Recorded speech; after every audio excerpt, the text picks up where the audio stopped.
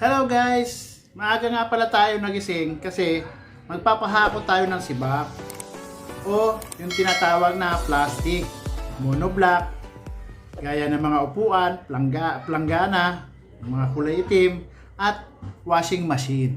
Kaya guys, samahan nyo ako, panoorin nyo, ituturo ko sa inyo, papakita ko sa inyo kung paano nila hinahakot ang ating mga plastic.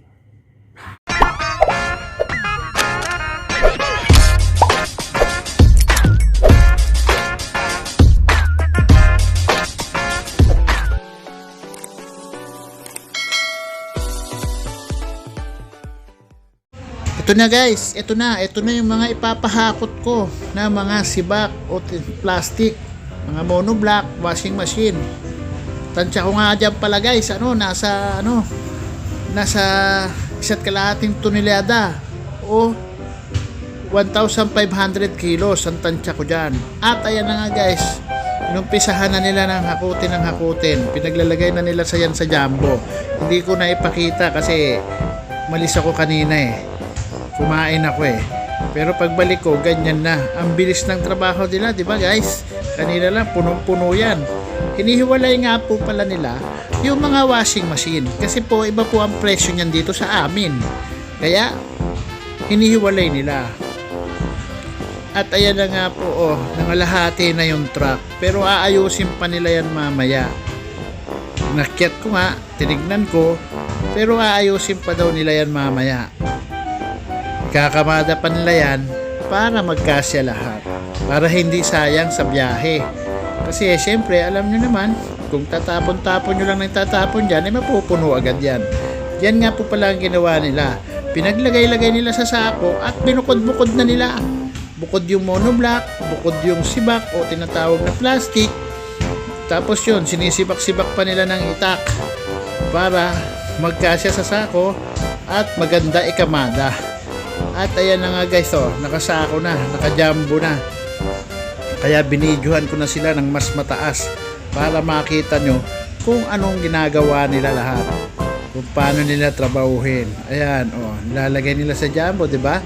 Tapos yung washing machine, tinatanggal nila, binubukod nila yan kasi iba nga ang presyo niyan. Sayang naman kung mahalo doon sa sibak. At ayan na nga, may extra pa nga ako, may extra pa sa video. At pagkatapos niyan guys, pagkatapos nila yan na mailagay sa jumbo, titimbangin natin yan. Tapos babawas nga pala yung jumbo na sako. Bali 4 na kilo yon kasi basa. Pagkatapos niyan guys, yan na, diba? Nakita nyo na kung paano ginagawa nila. Yan, nagtimbang na nga kami guys. Pupunuin kasi muna nila jumbo, mga 6 na jumbo, bago nila timbangin. At ayan, binuhat na guys. Yung lakas nitong tao na to, iaakyat niya pa yan dun sa hagdanan, no? Ang galing, diba? Ang galing. Wow. At ayan na nga, nagtimbang na naman guys. Timbang, tapos buhat. Yan lang ang tirada nila. Pero masakit sa batok yan, kaya mag-ingat kayo guys. Mag-ingat kayo sa mga ganyan trabaho. Pawang mga professional lang ang gumagawa niyan. Baka yung iba hindi kaya yan. Ako nga, di ko kaya buhatin yan At yun na nga, dumidilim na ang kalangitan. Binidyohan ko na rin para hindi naabutan ng ulan.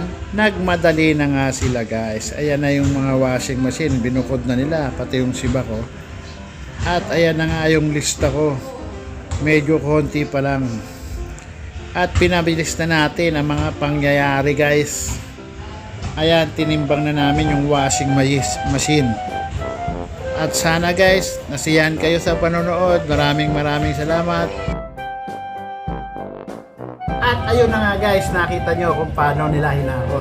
Ganun lang kasimple at kadali sa kanila na maghakot ng mga sibak o kaya plastic.